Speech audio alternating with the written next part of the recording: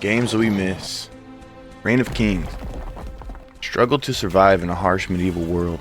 Hunt wildlife, mine resources, build structures, and craft weapons and armor in order to protect yourself. You may form a guild, bring war to all opposition, and try to seize the throne and become king.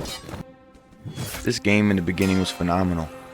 You could become king, build a house, build a village, build a kingdom, tax your peasants, execute your enemies, capture and destroy their lands with trebuchets, ballistas, and war. Reign of Kings. Oh, how I love this game and how near and dear it is to my heart.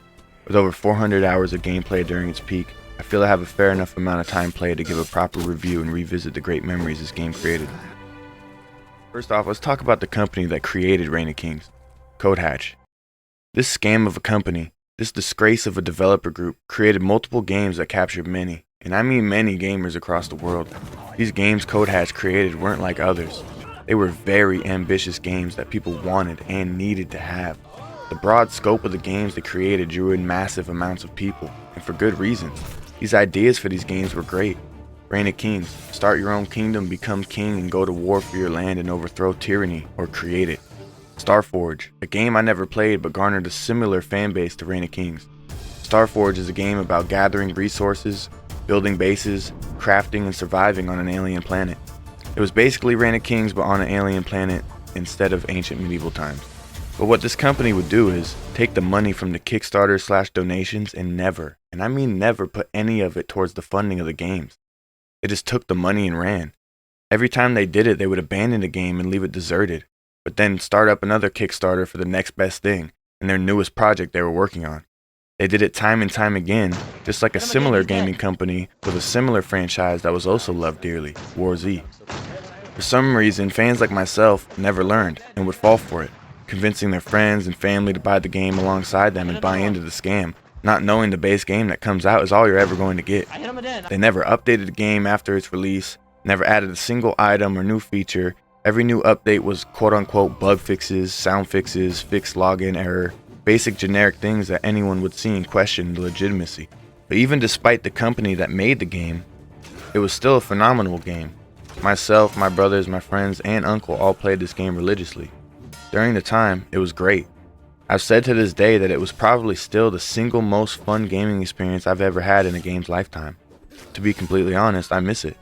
I miss a tyrannical king taxing the land for every piece of wood you collect, armies formed and bases all across the map, constant war and raiding, constant shit-talking in the global chat, and I'm not kidding, this game possibly garnered one of the most toxic communities in gaming history.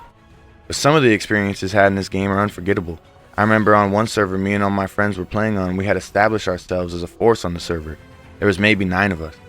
There was an opposing faction on the server named after Greek gods like Apollo, Ares, Hades, and Poseidon was their leader. We were in constant turmoil with this group, constantly battling for Night's End, trying to break into each other's bases but failing due to numbers and defenses. Eventually this war between us lasted for months, where both of us grew tired of the battle. But before we could end it, a new force had arisen on the server, the Chinese. And the Chinese were notorious in games like this for their mass amounts of numbers, and in this game, their lagging/duping cheats. Eventually, every server would become overrun with glitching, hacking, duping cheaters flying around killing lobies and fully steel-plated players. Slowly, it was killing the player base. But what the player base didn't know is that there was never a plan to fix the cheating or the glitches or to add anything at all to the game. It was a scam. A blank canvas they threw a whole lot of ambition at, but not much behind it. To this day, you can still purchase Reign of Kings for a whopping $10 on Steam, which even at its low price isn't worth it anymore. There's just no players online, and the game is a broken, glitchy mess that will never be fixed. Any game this company Codehatch has released afterwards were just copy-paste of Reign of Kings in different eras, like Heat, which I will admit also got me as well. When this game came out, the kid in me that played Reign of Kings every day until 4 AM when I had school the next morning, writing up war plans in class, couldn't resist. Wild Western themed Reign of Kings with mayors, governors, and slavery. Okay, maybe this game looked even more ambitious than Reign of Kings, but me and my friends couldn't resist. Just to be even more disappointed than the first time.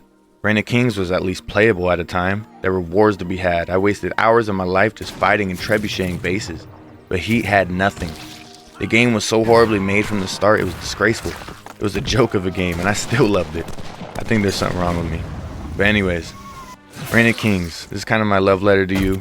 A game I miss dearly and have tried to recapture moments of for the rest of my gaming career. And fuck you, Codehatch, but thank you for making this game. Please like and subscribe if you like this video, and please share with all your friends if you played Reign of Kings with. I'll see you on the next one. Shrug out.